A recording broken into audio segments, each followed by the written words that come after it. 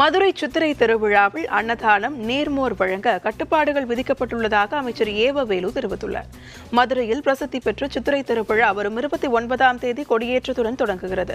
விழாவின் சிகர நிகழ்ச்சியான கள்ளழகர் வைகை ஆற்றில் இறங்கும் நிகழ்வு வரும் மே மாதம் 12ஆம் தேதி நடைபெறவுள்ளது. இந்நிலையில் ஆழ்வார்புரம் வடகரை பகுதியில் முன்னேற்பாடு பணிகள் மற்றும் வைகை ஆறு சீரமைப்பு பணிகள் குறித்து அமைச்சர்கள் சேகர்பாபு, ஏவவேலு, மூர்த்தி, பழனிவேல் தியாகராஜன் உள்ளிட்டோர் ஆய்வு மேற்கொண்டனர்.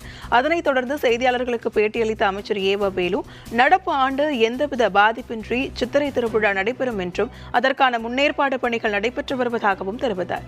மேலும் கோரிப்பாளையம் பாலத்தின் பணி வரும் டிசம்பர் மாதத்திற்குள் முடிக்கப்படும் என்று கூறினார். தொடர்ந்து பேசிய அமைச்சர் ஏவவேலு, அன்னதானம் நீர்மோர் வழங்க கட்டுப்பாடுகள் விதிக்கப்பட்டுள்ளதாகவும் கூறினார். அறநிலையத்துறையின் சார்பாக நாங்கள் மாவட்ட நிர்வாகத்துக்கு சொல்கிறோம். மாவட்ட நிர்வாகம் என்ன பண்ணுறாங்கன்னு கேட்டால், அனுமதிக்கப்பட்ட இடம்னு சில இடங்களை அனுமதிக்க சொல்லி அங்கே வந்து சுத்தமான பொருள், ஆரோக்கியம் இல்லாத பொருள்லாம் பயன்படுத்தக்கூடாது அப்படின்னு சொல்லி பண்ணுறோம். அது அன்னதானம் என்ற பேராக இருந்தாலும் சரி, இலவச உணவு என்ற பேராக இருந்தாலும் சரி.